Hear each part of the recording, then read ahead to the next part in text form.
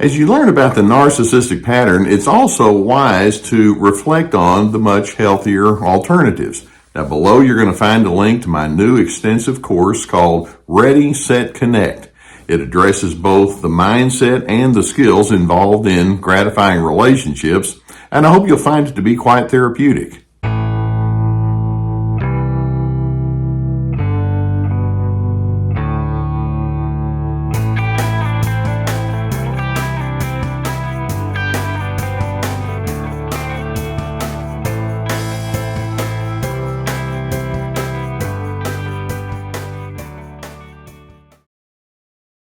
Perhaps one of the saddest descriptors we can have of individuals who are given over to the narcissistic bent is that these individuals have what we would refer to as a hardened heart.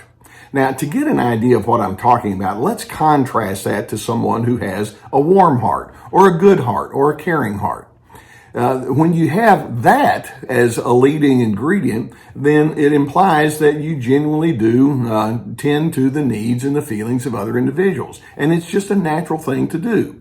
The person with that warm and good heart is somebody that is guided by integrity. They have good, solid character. They know when to lay down their ego in service of other individuals. They can have kindness. In other words, these are individuals who who think, I want the world in front of me to be a little bit of a better place because of my presence in it. Now, I want you to just think in your own personal life.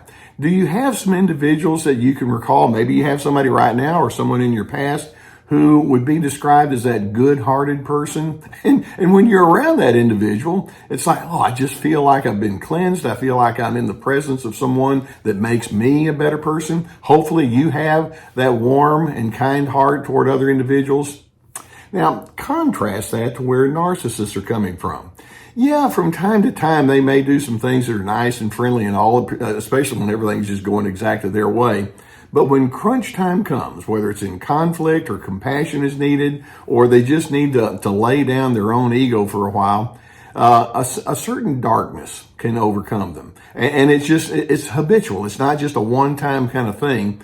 Over and over, when they have the chance to show that they have that tenderness and gentleness, it doesn't happen. And that's what we mean when we say they have a hardened heart. Now, I'm going to run through 7 of the most common indicators that a person can have that shows that in their narcissism, they have given themselves over to a hardened heart. And again, I go back and say, this is sad to think that somebody would live their life this way, but nonetheless, you know and I know it's very real. Now, the number one indicator of a hardened heart is I was going to say the willingness, the need to service self over all others. Now, part of the definition of narcissism is it's all about me, my cravings, my yearnings, my desires. That's the ultimate. And as far as it comparing to their thoughts about you, it's like, yeah, you may have some things you want, but I deserve better. And in fact, one of their favorite phrases is, I deserve. It's always like, what am I going to get? Because I have to have it and I don't care about you. But service of self is the ultimate indicator, the number one indicator of a hardened heart, which then leads us to indicator number 2, and that is power is prioritized over compassion. Now, again, I mentioned maybe if something goes bad and, somebody died or somebody has hurt or some plans really fell through, maybe they can show a certain kind of a care toward others because, it's the need to do so is so obvious. But as a general feeling or general sense, narcissists don't like to go into that compassionate space. To them, gentleness feels like they're handing over their power. It leaves them feeling too vulnerable. It's like, well, if I'm too gentle, then that means I'm more approachable and I see you as worthy. And I don't really want to do that because that messes up my whole scheme. And so they would much rather pursue power than compassion. That's pretty pitiable, but that's their hardness. And then a third one, and this is a really large one. The person with the hardened heart is willing to exchange truth for lies. It's one of the defining features of narcissism is being willing or willing. They need to hide behind a false self. Emphasize that word false. False means not true, and they buy into all sorts of lies. For example, they may think one of the lies they say to themselves is, "I'm more necessary than you. My needs, my feelings are more important than yours. You should be subordinate to me."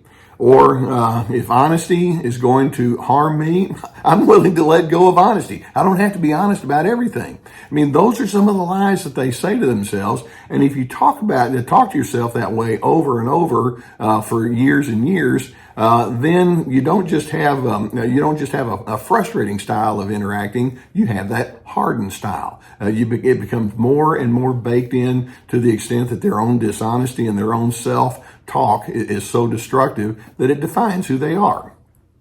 Number 4, open-mindedness is lost to binary thinking. And when I say binary thinking, all or nothing, black or white, they have no appreciation for nuance. You know, as a therapist, one of the things I would constantly remind myself is just when I feel like I have everything figured out and I know what's correct and incorrect, someone would come along with an exception to the rule.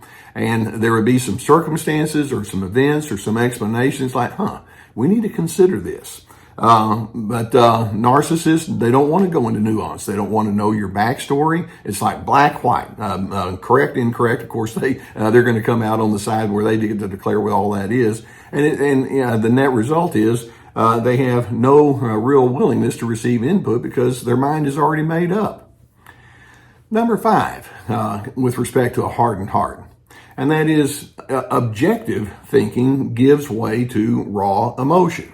One of the things that you'll notice as you watch my videos is I like to break things down and say, well, what is accurate? What does truth tell us? And, let's be objective. Sometimes you have anger. Sometimes you have frustrations. Sometimes you do things really well. Sometimes you don't. And let's just be honest about all that. Let's be objective. Whereas the narcissist is like, they're subjective. Whenever things don't go right, rather than breaking it down in a healthy kind of way, raw anger comes out, contempt comes out, and of course those are cover emotions for the deeper emotions of their own fear and their own feelings of inadequacy. But their emotionality, even though they may try to come across as strong and stoic, their emotionality actually runs away with them. And then number 6, and think about people that you know that are just so stubborn and hard-headed, opinions are more important than harmony. How many times have you been around that narcissist who says, hey, look, if you're too different from me, if you think differently, if you have ideas and preferences and interpretations that aren't the same as me, I have to fit you into a groove. And the fact is, my opinions are right, and the only way I'm going to be satisfied is if you operate according to my opinions. And they'll pummel you if you don't do that. They'll reject you and put you in an outward kind of position. And then number 7. And perhaps we could say this is one of the saddest of all indicators of a hardened heart, is meanness cancels out love. Now, narcissists will say they want to have love, but in their mind, love means you defer to me. You just give me what I want. And then when they don't get that, then they go straight to the mean part. They can be harsh. And if you don't acquiesce, you're going to feel the full power and the full force of their rejection and hate and bitterness.